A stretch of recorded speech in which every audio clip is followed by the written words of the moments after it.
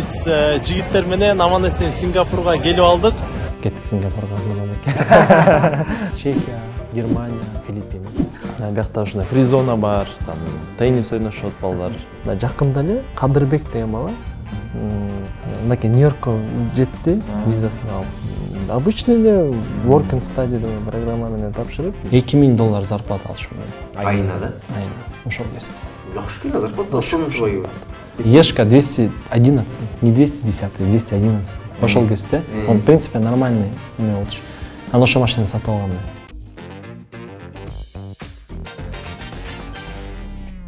Салам алейкум достор, менин атым Нурлан Мирзаматов, бул Мирзаматов влог.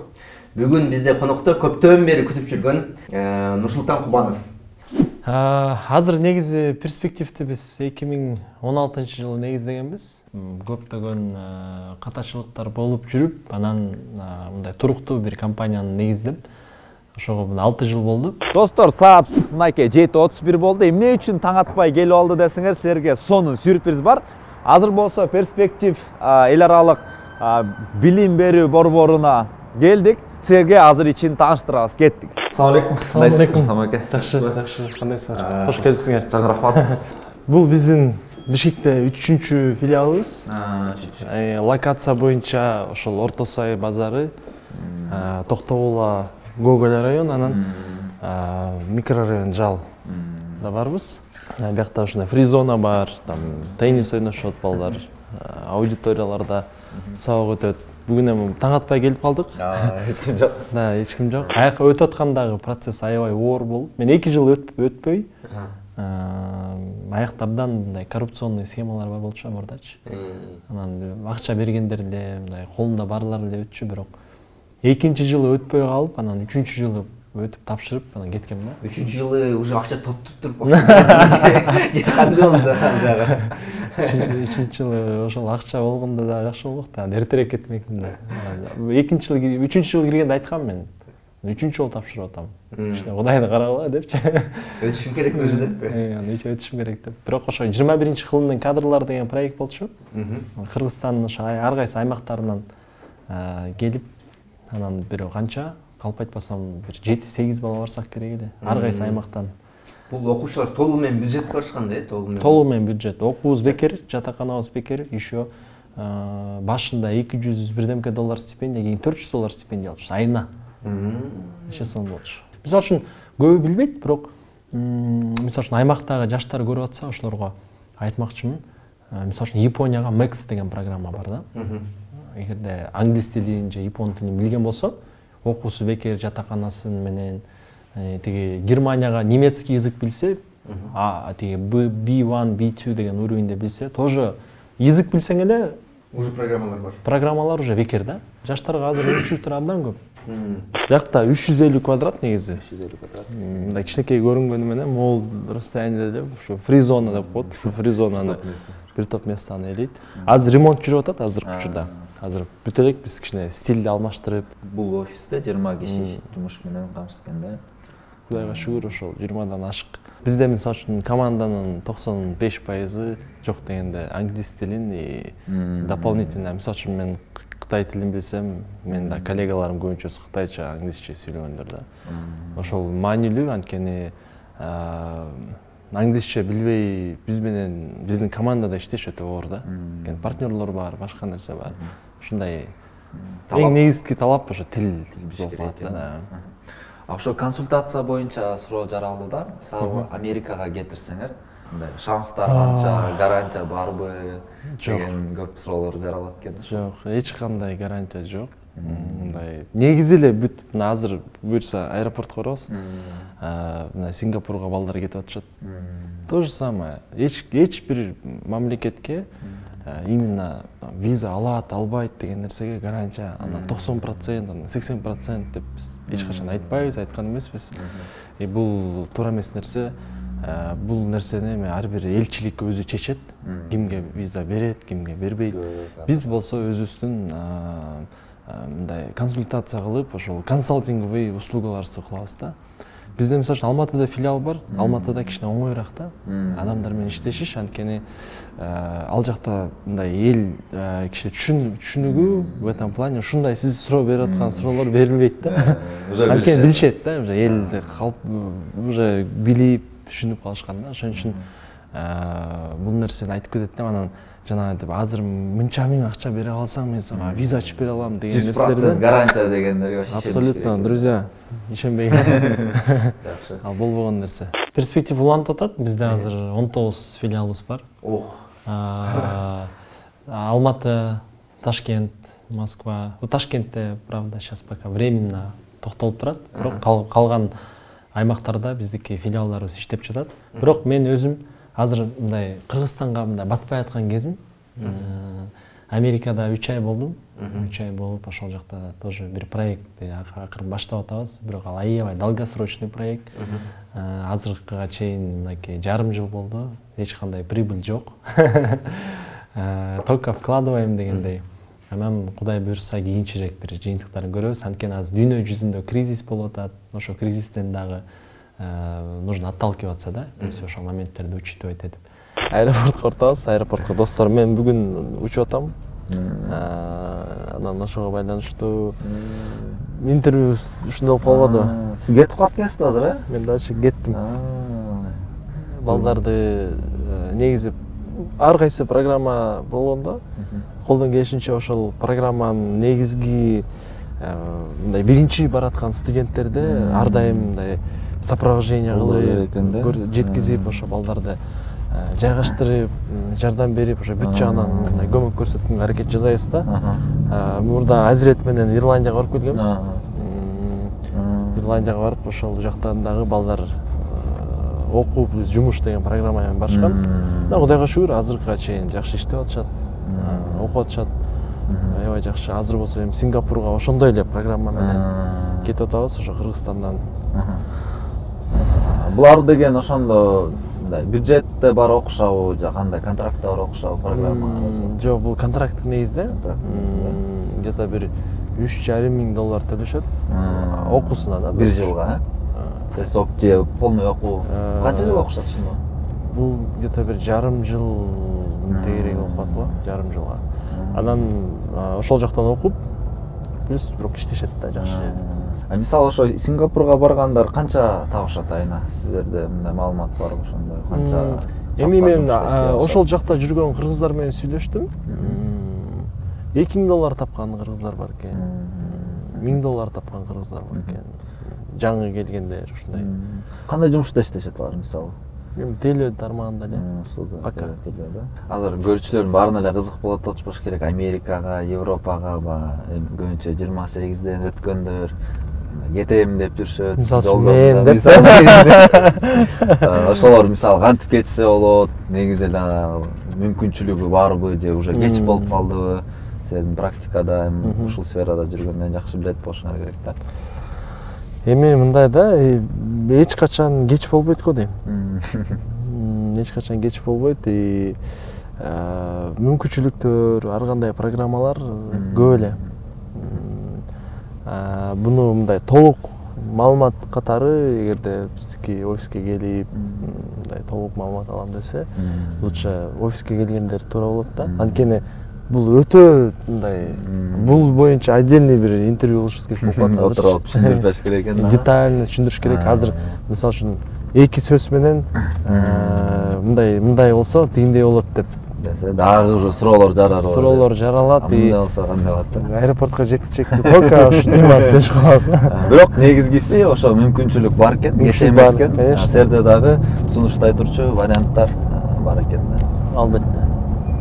Мен Нарында төрөлүп өскөм. 4 бир тууганмын азыр. Негизи 5 болчубуз. Ошо байкем 25 жашында кайтыш болуп калган. Ошондо ошо 7-чи класста болушум керек эле. Анан апам дагы 20-жыл өтүп кетти. Ошол коронавирус убактысында. Азыр 4-төбүз, папам болуп. Эки эжем тең Америкада. Байкем Европада. Мен биякта Кыргызстанга келип, тияка барып келип кетип жүргөнүмдүн бирден бир себеби мен папам эч жака кеткиси келбейт. Америкага да баргысы келбейт, там Европага да баргысы келет, биякта эле болгусу келет. Ошо байланыштуу мен ошо папамды негизги ошо карай турчу адам мен болгондуктан анан мен биякта болуп атам да. Үй бүлөдө эң кичүү сен болуп атасың да? Ооба. Качанчы жылкысың? 92 жылкы. 92 жылкы. 7-чи класска чейин Нарында окугам. Мектепте аябай жакшы окугам. Мен негизги тарбияма мен эжелерим аябай чоң таасир берген да. Ошо эжелерим мен 1-чи класска барганда мен эжем Америкага кеткен.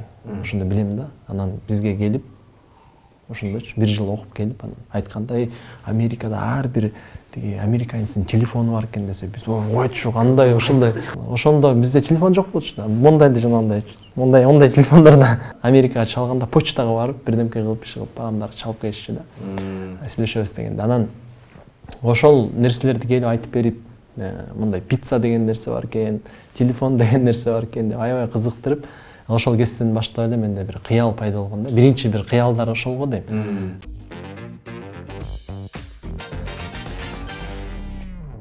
Менин миссиям эмне деген суроого ошо 24-25 жаштарымда түшүнүп келип, мага эч качан мындай финансылык бир каражат, акча, байлык деген нерсе ошол этаптан баштап мындай приоритет эмес. Жашоонун цели деген нерседен уже. Да, ошого чейин бирок менин максатым чындап квартира алыш керек, машина алыш керек, мындай кылыш керек, тиңдей кылыш керек деп ошол чисто классический мышленияда ошол нерсе болгон да. Бирок азыркы тапта албетте бул эмне үчүн ушунча мисалы үчүн кандай гана мисалы үчүн элдер жакшы көрөбү, жаман көрбөйбү, бирок ошончо филиал ачып, канча деген балдарды окутуп, канча деген балдарды чет жакка кетирип, ошол балдардын мисалы үчүн тагдырынын өзгөрүшүнө кичинеден болсо дагы биз себепкер болуп атканыбыз бул факт да. Муну эч ким мындай тана албайт. Бул факт. Бул ошол балдар дагы билет. Мен чыгарып аткан Instagram же башка бүт жактан көрүп аткандар дагы билет. Мисалы үчүн жакында эле 10 жылдан бери көрүшө элек ата-энеси менен 10 жылдан бери көрүшө элек бир кыз Америкага барды. Менин Instagram'da бар. Ата-энеси Америкада, кызы Америкада. Анан ошол ата-энеси ушинтип ыйлап, кээ бирде келип, кээ бирлердин мисалы үчүн ата-энелер ушунчалык ыраазы болуп, бизде мисалы үчүн аябай көп кейстер бар. Уже успешный балдар бар да. 6 жылда Америкага же башка жака кетип, жакшы жыйынтык кылган балдар бар.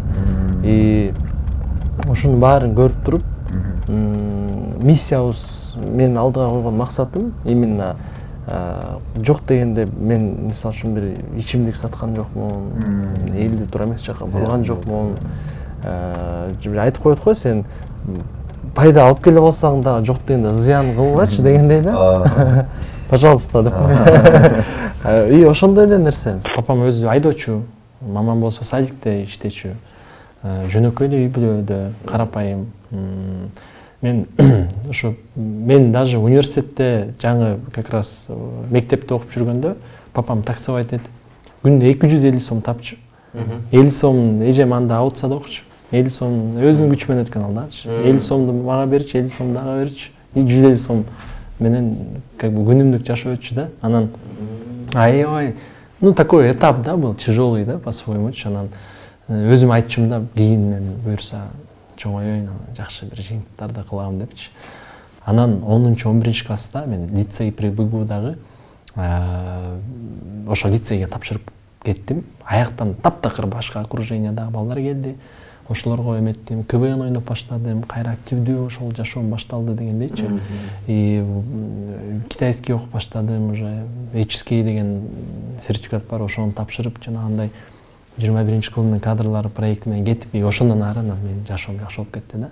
Ошо перспективден чет жака жаштарды кетирүү менен, кыргызстандыктарды кетирүү менен Кыргызстан кантип оңолушу мүмкүн же кандай бир пайызда кандай таасир берип атат мындай өнүгүшүнө? Мен ойлойм өтө чоң пайдасы бар. Анткени ошол кеткен балдар бир гана мисалы үчүн өзү эмес, булар Кыргызстанда төрөлүп өскөнгө байланыштуу алар ошол жакта калабы келеби бул экинчи маселе. Бирок ал кайра эле Кыргызстандын экономикасына аябай чоң салым кошот да. Мисал үчүн мисал катары айтайын, ошол эле Америка же башка өлкөгө кеткен балдар тил үйрөнүп, бир жакшы бир деңгээлге чыгып, же билим алып, кайсыл гана тармакта болбосун, ошол жака баргандан кийин уже жыйынтыктар сөзсүз болот да. Анткени булар как минимум дегенде вообще болбой калды дегенде булар тил билет да. Мындай да бизде эми азыркы учурда Кыргызстандагы көйгөйлөр өтө көп да. Эми проблемаларды айтып беребиз, башка нерселерди айтып беребиз, алардын баарын айтып ошого зацикливаться этип, анан мамлекет эле жазаш керек, анан мамлекет неге муну кылбайт анан дебей, ар бир адам өзү созидатель болуш керек да. Мисалы үчүн менин мисалымда мен деле чет жакта окуп келдим. Бир дагы бир бай эгерде мени изилдеп көрсө адамдар, бай же болбосо колунда бар, же болбосо бир чоң саясатчынын тууганы, таанышы болгон эмесмин, мисалы үчүнчү. Андай тааныштарым деле жок менчи. Эми сүйлөшөбүз, бирок эч кандай мындай байланышым жок да. Чогуу бизнес кылып же башка нерсе кылып. Жыйынтыгында биз мисалы үчүн келип азыр канча деген жумуш орундарды түздүк. Бул факты да. Факты менен айтканда биз жумуш орундарын түзүп, көптөгөн аймактагы мугалимдер мектептерге караганда көбүрөөк айлык майына төлөйбүз, мисалы үчүн. Ошол менен үй бүлөсүн багат, ошол менен ырыскысын алат дегендейчи. Ушундай биз мындай жалпы Кыргызстан боюнча эсептегенде эми бир 100дөн ашык жумуш орун менен камсыздадык да, мисалы үчүнчү. Бул дагы салым да. Ошондой балдар бар бизде. Менин кыялымда ушул чет жака кетирип билим алып, бизде режиссер болом деген балдар бар. Азыр мына Америкада режиссурада окуп аткан балдар бар. Башка тармакта окуп аткан балдар бар. Анан ошол балдардын жок дегенде бирөөсү выстреливать этип кетсе, бирөөсү элечи. Мен бул эми глобалдуу айтып атам да, эгерде бирөөсү эле аябай жакшы жыйынтык кылып, ошондой эле бир Цукерберг же Стив Джобс чыкса, бул Кыргызстан үчүн, жалпы Кыргызстан үчүн өтө чоң салым да. Эгерде биз азыр там мектеп-септеп бир 100 рабочий орун түзүп атсак, булар жалпы Кыргызстанды бир жакшы бир башка деңгээлге чыгарганга аракет жасаш керек да. Анан дайым балдарга айтабыз, кайсыл жакта окубагыла, билим албагыла, анан мындай проамериканский, проевропейский, там пророссийский деп, протурецкий деп бөлүнбөй, эң негизги биринчи кызыкчылык бул биздин Кыргызстан болуш керек депчи. Анан мен деле азыр мындай эл дагы туура кабыл алыш керек да, мындай менде максат жок. Ошол чет жака чыгарып, анан ошол жактан дальше эмне болсоңор ошолла Кыргызстан акча таап алайын. Эптеп акча таап алайын, же мен акча таап алайын, же тигидер эптеп эле акча таап эле күнүмдүк жашоосун өткөрүшүп эмес, жок. Максаттар өтө глобалдуу. Негизи мен жашоомдо аябай көп ошибка кылгам. Катачылыктар өтө көп менде. Ошол катачылык боюнча эмне деп ойлойсуң? Бул жаман нерсеби же катылышында пайдасы барбы? Өтө сонун нерсе. Чын айтам.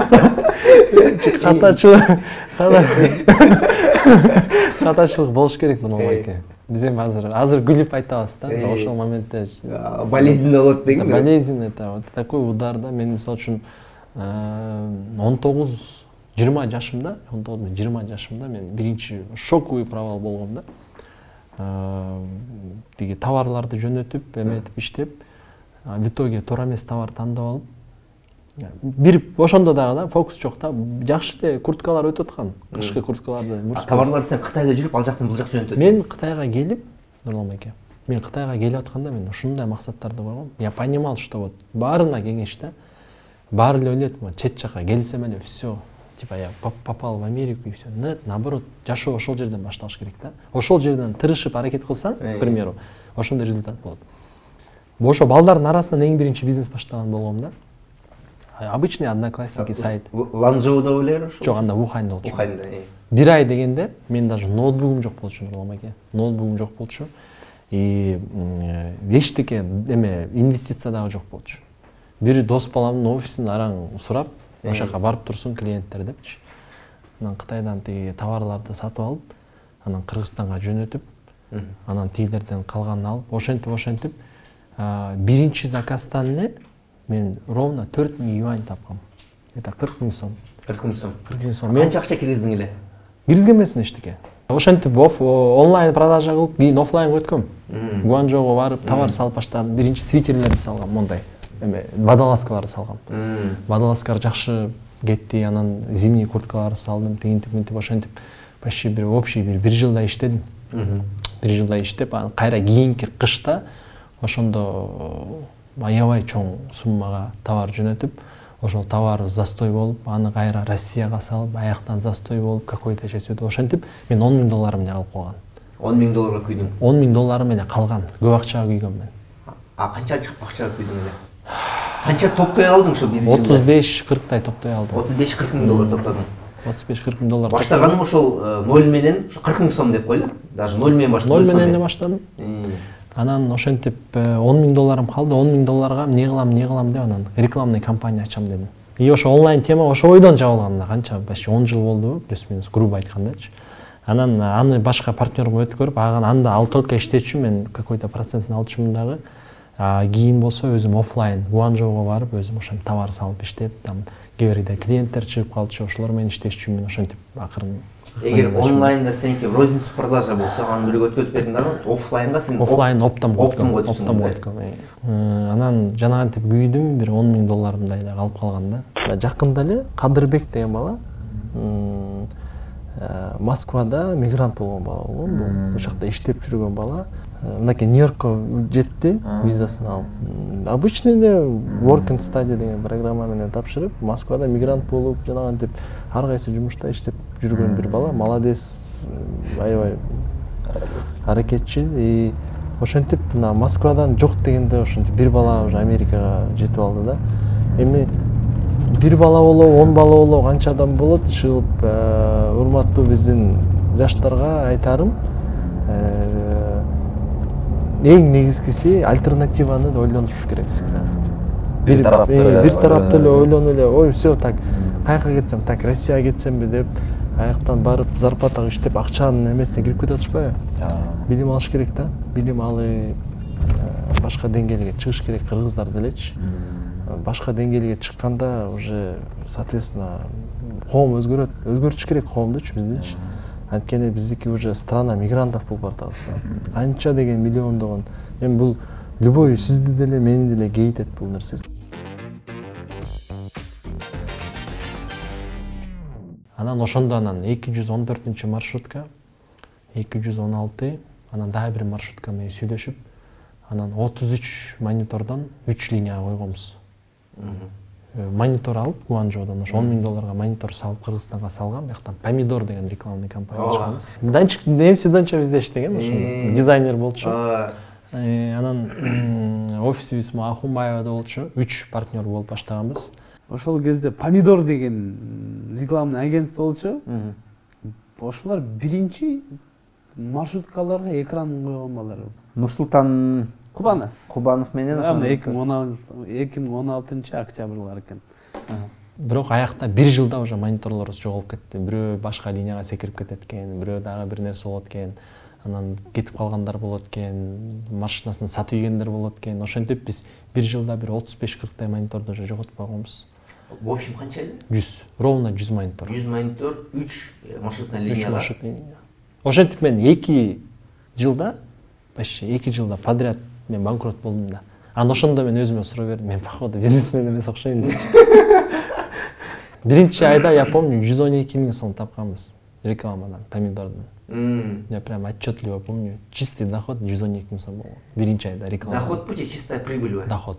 Общий доход. Да, общий доход. Ошол анан ошентип ал проекттен дагы 1,5 жыл дегенде уже болбой калды вообще элечи. Болбой калды, потом канча бир 20-30 мониторду сатып ийдикпи. Анан дагы бир момент мындай такой важный, да. Биз ошол проектти баштаганда, мисалы үчүн үчөөбүз тең мындай маркетингке күчтүү экенбиз, продажага күчтүү экенбиз үчөөбүз теңчи. Анан негизи бизнес ачып атканда ошо партнерың, если сен маркетинг, там продажада күчтүү болсоң, сен берки технический жагынан күчтүүрөөк бир партнерың тандаш. Дуэр болуш керек экен да, именно исполнительный. Исполнительный жагынан күчтүүрөөк партнер тандаш керек экен да. Это вот менин опытым, тажрыйбам болчу. Реальный опыт. Жеке өзүң тажрыйбаңдагы бир оюң да. Ошентип анан ничем отуруп калдым анан. Ошондо ар айда мисалы 112 000 сом түшкөн болсо. Это только бир жолу болгон ошондой. Даже 112 000 сом түшпөй калганбы? Жок. Мисалы үчүн мен адамдар менен иштешкениме ошол официант болуп иштеп жүргөндөн баштап эле адамдар менен иштешип турмун да негизичи. Анан бул эми мага, например, бир 5-10 мүнөт сүйлөшүп, в принципе, адамдын психологиясын түшүнө алам да. Эмне мунун кайсы деңгээлде ойлонот, жана айтып кеттим го баягы интервьюда, айттымбы, айтпадымбы, лидер и племя деген китеп бар да. Ошол жакта адамдар 5 деңгээлге бөлүнөт экен да. Ошо биринчиси эң мындай ылдыйкысы бул лишь бы бирдемкени урбать, лишь бы бирдемкени жеп алсам деген адамдар болот экен да. Анын эртеңки күнү ойлонушпайт да. Кийинки адамдар болсо булар, например, сиз там аябай жакшы машина айдап жүрөсүз да. Жакшы үйдө жашайсыз, дайым мындай жакшы иштерди кылып жүрөсүз, анан сизди көрүп эле айта берет да, могул акыл точно коррупционер, могул точно урдап атат, могул бир жерден депчи. Бирок өзүнүн жашоосун вообще начар да. Бирок бирөөнүн эле жашоосуна киришип эле жана андай диванный комментаторлор барго. Отуруп алып эксперт кылып, бул мындай да, бул тигиндей да, бул мени мынтип кеткен да дейт. В итоге өзүнүн жашоосунда эмне болуп атат отчет бере албайт да. Үчүнчү категория чемпиондор болот экен. Мен эле азыр кыйратып салдым. Мен ушундай нерсени бар кыйраттым дегендер да. Анан 4-чү командный адамдар болот экен да. 5-чиси уже планетарный масштабта ойлонгон адамдар болот экен да. Просто ар бир адам өзүнө суроо бериш керек да. Мен өзүм отчет бериш керек. Мен азыр кандай жүрөм? Мен мисалы үчүн 21 жашымда, 22 жашымда мен ушу суроону бергем өзүм. Мен эмне кылып атам дейли депчи. Эмне артымда эмне бар? Эмне кылып койдум бул жашоодо? Дегендейчи. Ошондуктан ар бир адам өзүнө суроо берип эметиш керек, өзү кайсыл азыр деңгээлде жүрөт, ошону да дайым биле жүрүш керек да. И как раз таки партнерлорду тандаш үчүн негизгиде ошо психология роль ойнойт. Азыр 80% продажа болобу, партнерство болобу, бул психология. В основном, если продажа, если бизнеске мисалы үчүн кызыккан адамдар болсо, бир 80% бул психология роль ойнойт азырчы. А 20% это продажа. Бирок 30 жыл мурун 80% продажа болчу, 20% психология болчу. Бул эми коомдон өнүккөнү да. Окруженияда көп роль ойнойт, анткени ар бир адамдан, бизнес кылып аткан адамдардан дагы көп консультация алсаң болот да. Бул тармакта кандай, тиги тармакта кандай депчи. Анан алар өздөрүнүн дагы ошибкаларын жөнүндө айтып берип, негизи көбүрөөк ошибкалар жөнүндө сүйлөшүш керек да, менин оюмчачы. Көбүрөөк ошибка, кандай ошибка кылдың, кандай катачылыктарды кылдың. Ошол нерсе өтө маанилүү го дейм да. Акча жок, эмне кылам? Карасам же квартирам жок, же машинам жок. Университетти бүтөрүм аз калды уже. Паника. Анан бир вакансия чыгып калды, международный компания, Шэньчжэн деген шааргачы. Анан рисковать этип эле анан ошол жака ладно деп иштедим Шэньчжэндачы. Анан Москвага командировкага постоянно учуп калдым ужечи, тияка бияка учуп. Анан биздин директор. Ал компанияга кандай позицияга кирдиң? Башында жүндө менеджер по продажам болчумун. Россия менен иштешчү булар. Аябай крупный компания болчу. Анан ошол компаниянын өзүнүн самолетторуна чейин бар болчу да. То есть Харбин, Екатеринбург уччу. То есть жанагы Алиэкспресс деген компанияны обслуживать этип турчу дагы өзүнүн логистикалары бар болчу. Анан аябай чоң тажрыйба алдым ошол жактан. 1 жыл жете иштеп. Продукция эмнелер? Продукция тоже товары. Все автоматизировано. Рустон деген компания болчу негизи. Бирок булардын деген көп эмелери бар болчу. Под компанияларычы. $2000 зарплата алчумун. Айына да? Айына. Ошол кезде. Жакшы да зарплата, ошону жойбу. Ал жактан бир накопление кылсың да. Жок, ошондо мен накопление кылып, өзүмө буга чейин машина алып жүрдүм да 19 жашымда мен Fit алгам. Honda Fit. Анан ошол кезде как раз 211 кузов Mercedes бар го? Кара.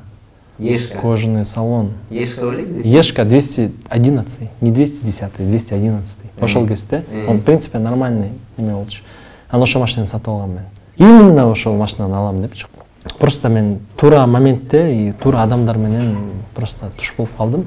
Ошол нерсе менин жашоомду кичине жеңилдетти. И экинчи момент дисциплина аябай күчтүү болчу менде. 25 жашка чейин мен в жизни клубтарга кайфажорство туда-сюда в жизни барган эмесмин. Ишенесизби? Просто я к тому, что дисциплина катуу болгон. 25 жашка чейин строго, вообще на шаг лево. Это не перфекционизм абсолютно, а четкое понимание того, что чего я хочу в этой жизни добиться, да? То есть эмнеге жетишим керек. То есть 25-ке чейин у меня в материальном плане мондай болуш керек. Бул планда тигиндей болуш керек деген целдерди коюп, ошого жетиштим да. А так 25-тен кийин уже легче как-то. То есть или я расслабился, я не знаю. Ну как бы кичине оңойраак да, хотя бы что-то есть за собой депчи, кичине уверенныйраак болосуң да. Ошон үчүн мен ойлойм 25-ке чейинки этапты туура колдонуш керек го дейм да. Андан кийин туура колдонбогондордуку кыйын болуп кетип атпайбы дальше, потому что уже энергия жок, мурдагыдай. Семья болот, там туда-сюда, там у всех там разные проблемы. Вот, ошол.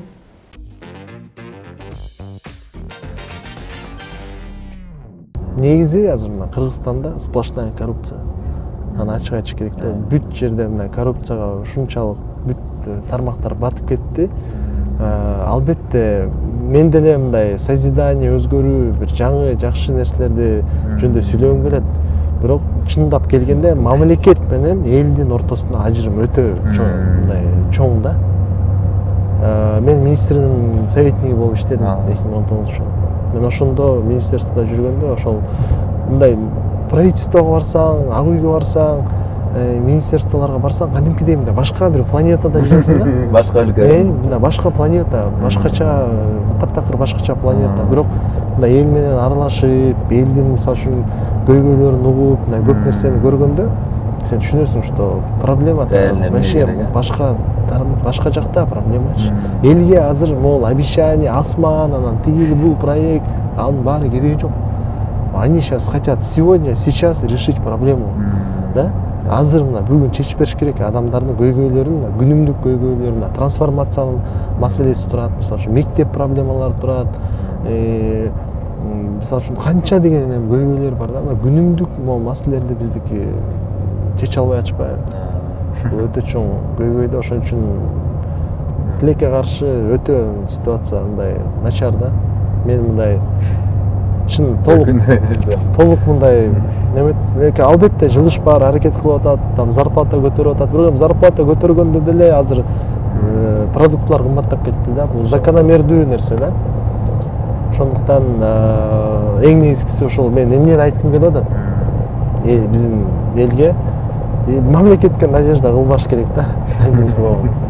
Мамлекетке надежда кылбай, өзүңөр мына пробиваться этип, аракет кылып, тияка чыгып, бияка чыгып, возможностьтарды издеп, ар бир адам өзүнүн өнүгүшүнө мына салым кошуш керек. Кудай буйрса, жакшы бир жыйынтык кылып, мындай жакшы бизге окшогон жаштар көбүрөөк чыгып, мындай ойлонуп, туура нерселерди, коррупцияга малынбай, мен мисалы үчүн өмүрү бирөөнүн акчасын урдаган эмесмин, өмүрү мамлекеттик, мен советник болгондо дагы общественный советник болгом, зарплата дагы алган эмесмин мамлекеттенчи.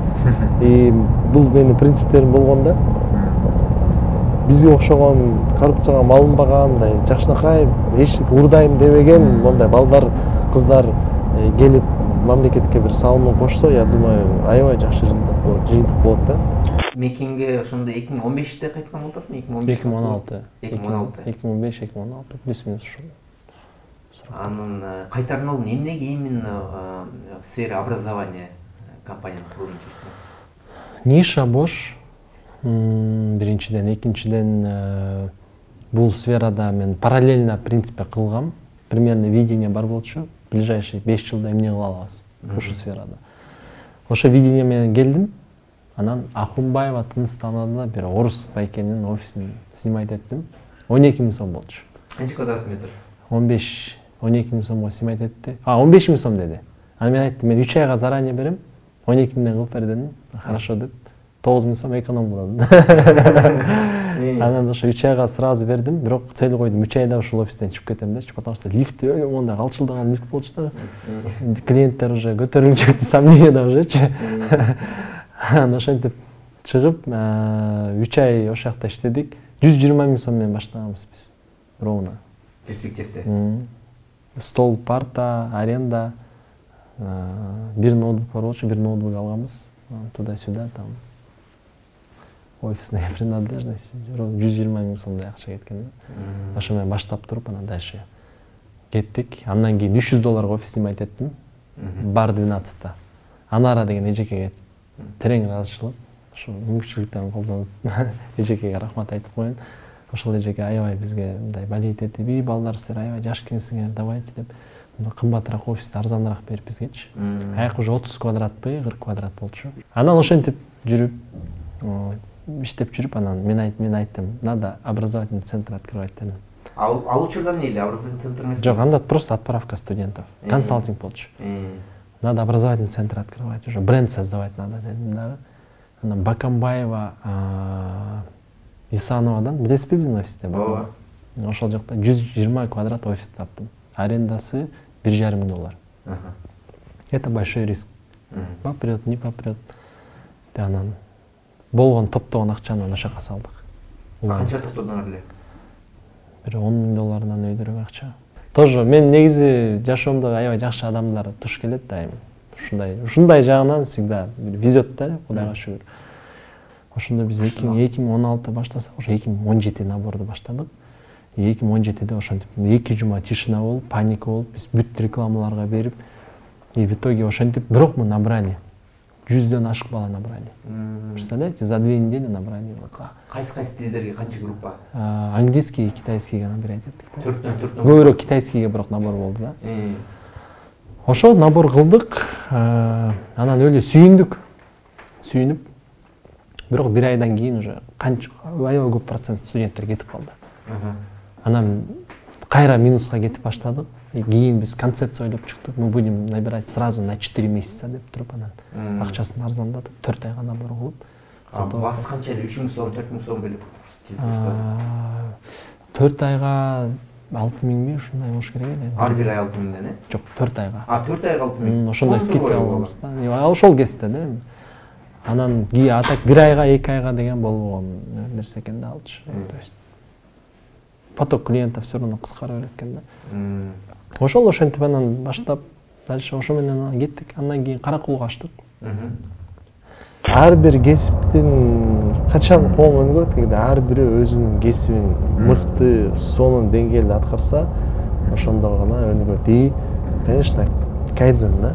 Кайдзен деген тоже жаштарга ким билбесе ошо кайдзенди көбүрөөк окугула, ошо кайдзенден көп нерсени алса болот да. Это күндө сен деген, күндө каждый день ты должен делать шаг для того, чтобы развиваться, для того, чтобы становиться лучше, да?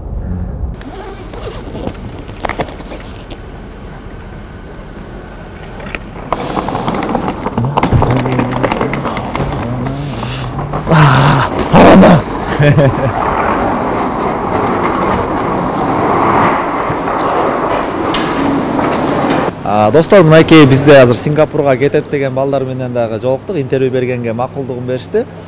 Сиздин атыңыз? Шамурат. Шамурат. Каяктан келдиңиз? Бишкектен. Бишкектен эле. Кантип тапшырып калдыңыз бул программага? Ошол Инстаграмдан көргөнбүз, рекламадан көрүп эле перспективге барып, консультация алып. Ошону Сингапурга азыр учасыз. Барып окуйсуңар, стажировка өтөсүңөр. Буюрса. Дальше каяка? Дальше Америкага. Америкага. Бул Сингапурга кетиш эмне керек экен? Канча акча кетет экен? Английский керек экен? Английский билсе эгер өзүң үчүн да, английский билсең. Билбесе деле болот. Тияктан барып өзү ошо английскийди окуганы бар атабыз да. Акчасына келсек, азыр где-то 4-5 миң кетип калды. Рахмат, жакшы барып окуп, Америкадан буюрса, сиз да блогер болуп кетти.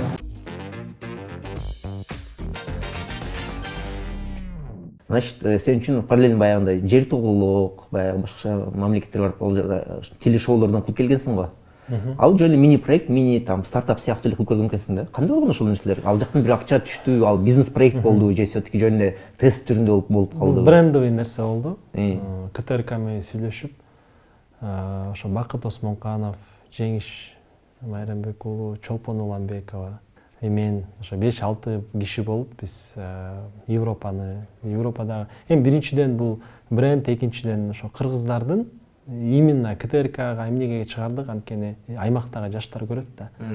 Анан ошол аймактагы жаштар дүйнө жүзүндө билим бекер, тил окусаң эле ошол жактарга барып окуй аласың, билим ала аласың деген нерсени көрсөткүсү келди да. Бул действительно социальный жагы бар. Германияда немецкий билсең, бакалавр для иностранных студентов бекер. Чехияда чешский билсең, уже бакалавр, магистратура бекер окуйсуң да. Жер тогулук проектине жалпысынан аябай көп акча кетиргенбиз. В общем, Америка тартылган, Чехия, Германия, Филиппины. Америкага биздики эчтекебиз эле кеткен жок, в основном Польша, инвестору колдоп кетти ошо. Чехия, Польша, анан Филиппины. Ошо 3 мамлекетке биз өзүбүз каржыладык, толук кандуу. Америкага кайсы бир школалар каржыладыбы же бир? Жок, биздин проектти элчилик одобрять эткен. Колдоп кетти. Ошо колдоп кетти. Биздин элчилик же Американын элчилиги. Мирбек Байкенин салымы абдан чоң. MBPro студиосундагы Мирбек Байкенин салымы чоң. Ошол MBPro'до Бакыт Байкен, ошол Бакыт Байкелердин салымы көбүрөөк да. Мен караганда ачык эле айтыш керек, просто каякта кандай болгон. А берки Чехия, Польша, Филиппинин биз өзүбүз толук каржылаганбыз. Ота доя. Ошол жакта университеттер жөнүндө маалымат көрүшсө болот, аябай жакшы, пайдалуу маалыматтар чындап. Кантип чет өлкөгө өздөрүнүн күчү менен тапшырса болот деген темада да. Ошо. Окей, достор, студенттер Америкага в основном кетишет экен. Азыр болсо совместный фото алышат.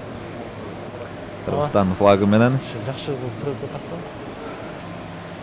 Я говорю, каждый раз кайсыл гана мамлекетке чыкпайлы, Америкабы флаг, биздин Кыргызстандын флагы дайым жаныбыз да. Анткени мынакей Кыргызстандын мындай мыкты деген жигиттери барып, ошо Сингапурду буюрса покорять этебиз деп атышат. Поэтому флаг всегда с нами. Кыргызстан алга. Анан эми технический ошибкалар өтө эле көп. Мисалы үчүн бюджетти туура эмес. Эң чоң биздин катачылыгыбыз бул мен до сих пор өзүмдү финансовый безграмотный деп эсептейм. Вот канча там эме кылабыз, все равно вот ошол нерсе бизге по-любому жетишпейт. То есть финансовый именно мен азыр өзүм эки нерсеге кызыгам азыр, ошо финансовый грамотностьти. То есть финансы түшөт, акча келет, но дальше именно ошо как грамотно все это распределять, ошол нерсе жагынан у меня вот өзүмдүн постоянно минусы у меня всегда, я это понимаю. Экинчи вот ошо психологияга кызыгам мен азыр. Ошо эки направленияны кичине окуп эметейин деп атам да, изилдеп коеюн деп атам да. Анан ошо из-за финансовой безграмотности мен көп ошибкаларды кылып койгом да. Кандай ошибка болгон мисалы? Эми туура эмес жерге акча салып коесуң, там ошол эле там маркетингчиден баштап же башка нерсе көп эми бул тармакта көп эле биз туура эмес вложенияларды кылып койгон учурлар көп эле болду. Бирок эң туура кылган нерсебиз биз мына командада азыр негизги костяк команда бир 10го жакын балабыз да.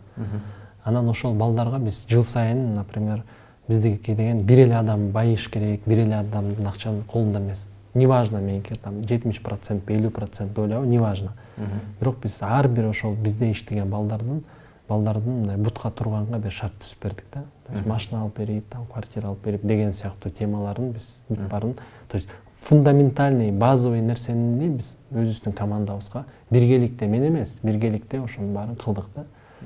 И ошол ар бир өзөгүндө болгон адам ар бир өзөгүндө болгон да. Эң негизги соосновательдер. Эң негизги баягы түркчө айтканда ыктыяжчылар деп коет, керектүү нерселерин камсыздап бердик.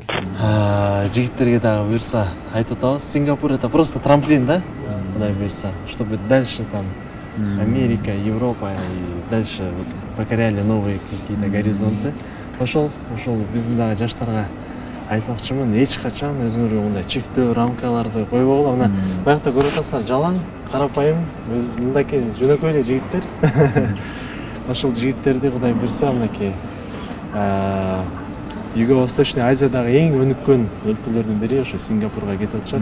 Кудай буйрса бир жакшы жыйынтыктар менен келебиз деген ойдобуз. Ошон үчүн ушул өзгөчө аймактагы жаштарга кайрылат эми чектөө койбогула.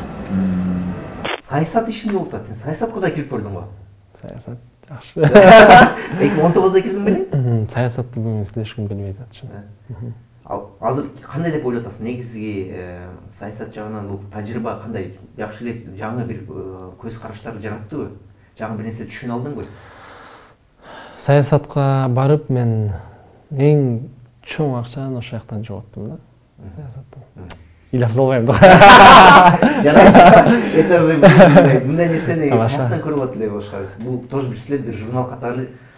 Эң көп Бир акча жоготподуң окшойт. Ал жерде энергия, убакыт толтура нерсе, аябай көп нерсе жоготтум. Бирок эми бул Кудайдын буйругу. Мен бүгүн саясат жөнүндө такыр сүйлөгүм келбейт. Бирок эң чоң банкротум ошол жакта болду. Финансовый плане тоже.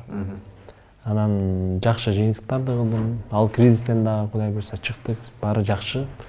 27 жашымда мен ошондой ситуацияга кабылып калам деп мен жизнь ойлогон эмесмин да. 27-28 жашымда ошондой чоң бир удар болду да. И в плане денег там аябай чоң кыйынчылыктар болду. Плюс апам кайтыш болуп кетти ошол жылдары. Ну как бы очень много таких. Эң оор жыл мен үчүн 2020 жыл болду. 2020-2021. Анан 22-де я Кудайга шүгүр восстановился, да.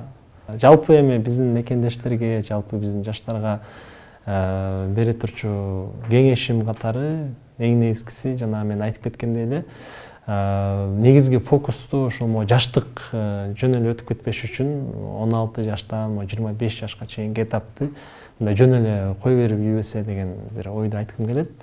Экинчиден эгерде мындай жыйынтыктап айтсак, сөзсүз бир адамдын колунда мындай жакшы бир чоң долбоор кылам десеңер, бир жакшы адамдын колунда 1 жыл, 1,5 жыл иштеп, бир өзүңөргө бир тажрыйба топтосоңор абдан жакшы. Анан бизнеске кызыккан адамдар ошо партнерду тандап атканда бул өтө маанилүү нерсе го деп эсептейм. Ошондуктан өзүңөр жакшы эле сүйлөшөм ушул адам менен деп тандабастан ошонун коммуникативный жанагындай навыктарын карап бир туура тандоо кылгыла. Ошол баарыңарга ийгилик, ден соолук, 23-жыл жакшы жылдардан болсун. Анан мен жана фразаны жаман көрөм. 2022-жылы жетишпей алган нерсени 2023 кылгыла депчи. Андай болбосун. 2023-ге эмне пландарды койсоңор, ошонун баары ишке ашсын. Нурлан Байкенин жалпы жамаатына ийгилик, рахмат жана только процветание. Президент түшүнүп койдуңуз. 23-гө пожеланиялар берген. Ошол башка айта турчу эле бүт нерсе айтылды да просто. Такой резюме. Баягы идея эмес, баягы настроение жакты 16-тан 25-ке чейин абдан катуу дисциплинированно аракеттенип иштеп коюш керек экен. Кийин барган сайын кыйын болду, кийин бир расслабленный период болуш үчүн ошол убакта катуу иштеш керек экен. Анан эң негизгиси жанагындай монтип чектөө койбош керек да. Мындай коробкада жашабаш керек деп эсептейм. Өзүңөргө чектөөнү ар бир адам өзүнө эле коюп алат, анан ошону чектөөдөн чыга албай эле кыйналып, анан айылда болосуңарбы, там тети ат башыдабы, алайдабы, кайсыл гана айылда жашабагыла, бул жашоодо көп нерсеге мындай жетишсе, ийгиликтерди жаратса болот. Мен деле мисалы үчүн бир бай, чоң бир чиновниктин баласы болгон эмесмин, чоң мындай эме мага поддержка кыла турчу. Мен даже папам, атам өзү айтчу, эч кимге мындай ишенбе, өзүңө гана ишен депчи. Ошондуктан только өзүңөргө ишенип аракет кылсаңар, бул жактан жашоодон көп нерсеге жетише алат го дейм да. Чектөөлөрдү кантип ошолорду кандай болушу мүмкүн? Өзү билбей туруп бир чектин ичинде болушу мүмкүн. Бул эми тарбиянын эмеси да. Тарбиянын кичинекей кезинде эле чай ичип атканда деле бар сен чыгып турчу, биякта чоңдор сүйлөшүп атат деген уже эле ограничение, ты ущемлённым себя чувствуешь, да, ты уже начинаешь понимать, что ой, оказывается, чоңдор бар да биз сүйлөй албай турбайбызбы деп. Уже биринчи чектөө кетти. Это главная ошибка родителей, да, я считаю.